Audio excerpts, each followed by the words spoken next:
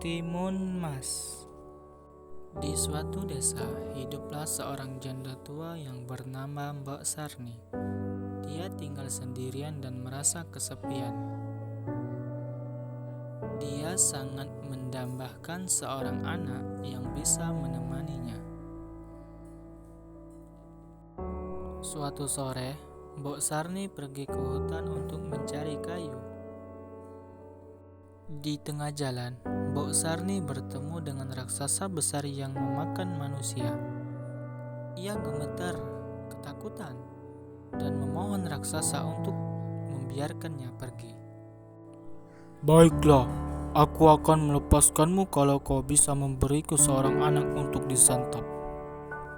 Gelegar suara raksasa tersebut. Tapi aku tidak punya anak, jawab Mbok Sarni dengan lirik. Kalau begitu, ambil biji mentimun ini. Aku titip, kau tanam. 15 tahun lagi, aku akan kembali untuk memakannya. Geram sang raksasa. Mbok Sarni pun pulang dan menanam biji itu di halaman rumahnya. Setelah 2 minggu, mentimun itu tumbuh dan berbuah sangat lebat. Salah satu mentimun terlihat berukur cukup besar. Mbok Sarni kemudian memetik dan membelahnya. Ternyata mentimun itu berisi seorang bayi yang cantik jelita.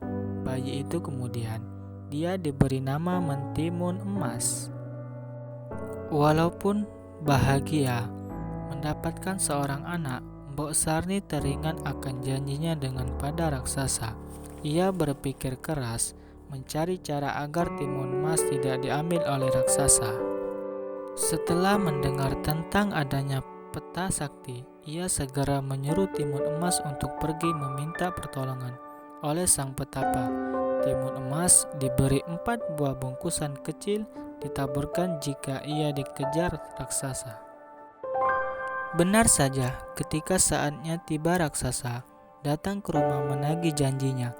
Mbok Sarni berusaha mengulur waktu agar timun emas bisa pergi kabur. Menyadari hal itu, si raksasa murka dan segera mengejar timun emas.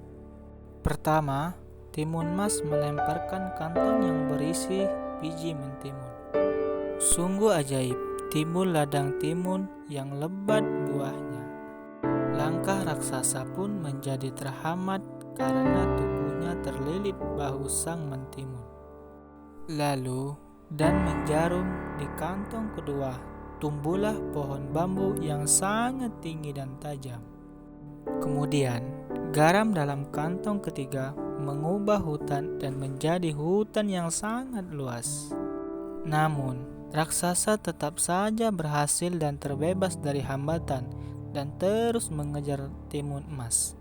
Ketakutan, timun emas pun melempar kantong terakhirnya berisi terasi. Dari situ terbentuklah lautan lumpur yang mendidih. Akhirnya raksasa terjebak di dalamnya dan mati.